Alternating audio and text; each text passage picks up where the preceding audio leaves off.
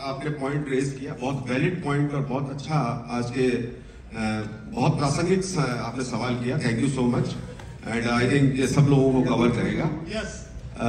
Buyer के interest को watch करने के लिए रेरा बनाया गया है।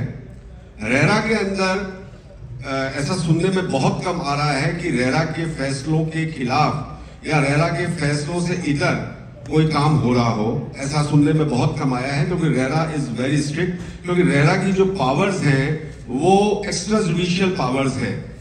रेरा का जो फैसला हो जाता है, जो रेरा जो दे देती है, उसके अंदर अगर हम बिल्डर अपील में भी जाते हैं तो आपका पैसा वापस देके ही हमें अपील में जाना पड़ता है। सिर्फ जो कंपनसेशन रेरा हमारे पे निर्धारित करता है उसका 1/3 हमें जमा कराना है। तो सबसे पहले तो मेरे ख्याल से आपको कोई केस स्टडी निकालनी चाहिए जिसमें रेरा के फैसले के खिलाफ के अंदर डेवलपर ने पैसा नहीं दिया हो या रिलीफ नहीं दी हो, ऐसा कोई एक केस स्टडी आपको देखनी चाहिए मेरे हिसाब से। मैं आपके पूरे सवाल का जवाब दे दूं, हो सकता है I may be wrong, but RERA अपने आप के अंदर बहुत ही कॉम्प्रिहेंसिव एक्ट है, लॉ है, जो कि कंज्यूमर को प्रोटेक्ट कर रहा है। दूसरी बात मैं आपको ये कहना चाहूंगा इसके अंदर कि देखिए बहुत सारे फैक्टर्स होते हैं जिसको लेके कि डेवलपर अपनी प्रोजेक्ट को डिले कर देता है या डिले हो जाता है। जैसे देखिए पिछले 10 सालों का अगर आप बात करें, 10 सालों के अंदर आप देखें तो इंडियन इकोनॉमी बहुत बड़े टर्मोइल से निकली है। 2016 के अंदर हम लोगों ने डिमोनेटाइजेशन देखा, फिर उसके बाद के अंदर नया टैक्स रिजीम आ गया, जीएसटी आ गया, उसके बाद के अंदर बहुत बड़ा एक कहर हम पे टूटा पेंडेमिक के रूप के अंदर। तो पिछले 10 साल के अंदर इकोनॉमिकली जो आदमी की एक विजन थी डेवलपर की या किसी भी XYZ बिजनेसमैन की कि सपोज मुझे ये टारगेट अचीव करना है, वो उससे 10 साल पीछे चला गया। इस बात को आप मानेंगे तो डेफिनेटली इसके अंदर डेवलपर्स अछूते नहीं हैं। बहुत अच्छे अच्छे डेवलपर्स अक्रॉस इंडिया बैंक्रप्सी में भी गए हैं, NCLT में भी गए हैं और वहां पे उनके साथ के अंदर प्रॉब्लम्स भी हुई है। लेकिन supreme court, honourable supreme court ने अपने एक जजमेंट के अंदर ये स्टैंड दिया है कि interest of buyer is superior to the interest of any financial lending institute.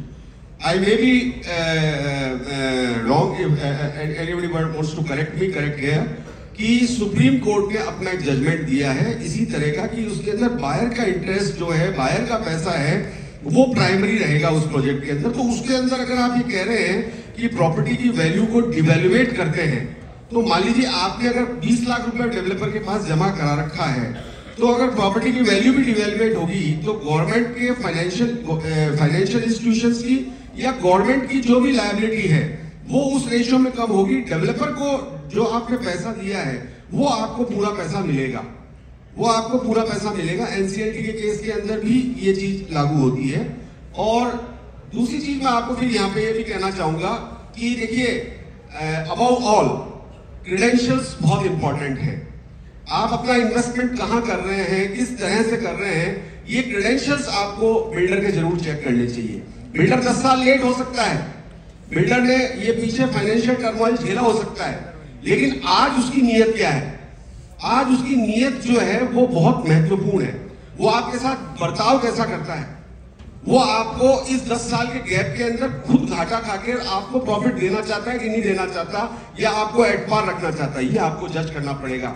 So before making your investment in any real estate property, just check the credentials, just check the builder profile, और उसके बाद में आप investment कीजिए। देखिए unsafe तो आजकल सड़क पे भी चलना है, हर जगह अनसेफ है। हम लोग बैंकों के अंदर पैसा दे देते हैं, छोटे बैंक्स के अंदर भी पैसा दे देते हैं, छोटे बैंक्स भी चले जाते हैं, भाग जाते हैं। तो सेफ्टी एक है, इशू है, but it is the safest investment, real estate is the safest investment. और जैसा मैंने पहले कहा, एक अच्छे मन से, कॉन्शियस दिमाग से, एक नॉर्मल ग्रोथ को दिमाग में रखते हुए सुपर जो अपने को जो वादे करते हैं कि इस तरह से हो जाएगा, इस तरह से 1 साल के अंदर डबल, 1.5 साल के अंदर 3 गुना, उसमें नहीं जाना। और एक दिमाग को स्ट्रेट रखते हुए फोकस्ड इन्वेस्टमेंट अगर होगा तो उसमें कहीं कोई प्रॉब्लम नहीं आएगी। Thank you sir.